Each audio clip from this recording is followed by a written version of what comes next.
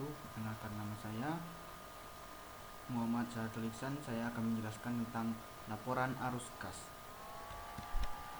Laporan arus kas atau yang susah disebut cash flow ini sendiri dapat diartikan sebagai catatan keuangan yang berisi informasi tentang pemasukan dan pengeluaran selama satu periode.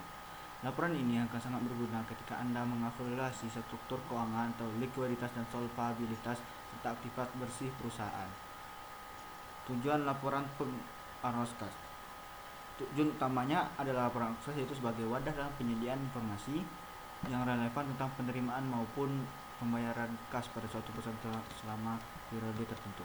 3 elemen dalam laporan kas. Pertama ada aktivitas operasi. Dalam hal ini, aktivitas operasi berisi segala kegiatan dan beban operasional perusahaan secara langsung, atau dengan kata lain, aktivitas ini berupa segala bentuk transaksi yang dapat berpengaruh secara langsung pada kas dalam penentuan laba bersih. Selanjutnya ada aktivitas investasi. Berbeda dengan aktivitas operasi yang cenderung langsung, aktivitas yang satu ini justru lebih pada transaksi aset, entah itu transaksi pembelian atau penjualan aktiva 1 tahun.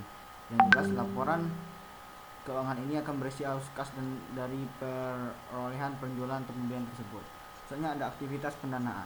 Berbeda dengan aktivitas sebelumnya, laporan satu ini berkaitan erat dengan urusan modal, tepatnya berupa pengurangan atau penambahan kas yang berasal dari ekuitas pemilik atau kewajiban jangka panjang dan investasi yang dilakukan olehnya, misalnya utang bank atau peminjaman dana, obligasi, penerbitan saham, dan penambahan pengambil uang oleh pemilik. Cara menyusun laporan kas. Catatan keuangan ini bisa dibuat dengan berpatokan pada 2 sumber, yakni neraca periode dan berjalan dan sebelumnya, serta laporan laba rugi pada periode ini. Untuk penyajiannya pun bisa dua cara, yaitu direct indirect. Perbedaan keduanya hanya terletak pada penyajian data yang berasal dari aktivitas operasi. Pada penyajian langsung, kegiatan operasional dikelompokkan ke dalam beberapa kategori, termasuk diperinci ke dalam jenis arus kas, arus masuk atau arus keluar. Secara umum ada 5 langkah untuk membuat laporan ini. Pertama, menghitung kenaikan atau penurunan kas, menghitung kas bersih atau neto pada aktivitas operasi, baik dengan cara langsung maupun tidak langsung. Selanjutnya ada menghitung kas bersih atau neto pada aktivitas investasi.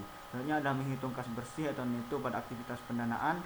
Dan terakhir ada hitung jumlah kas bersih dari ketiga aktivitas tersebut beserta saldo awal kas.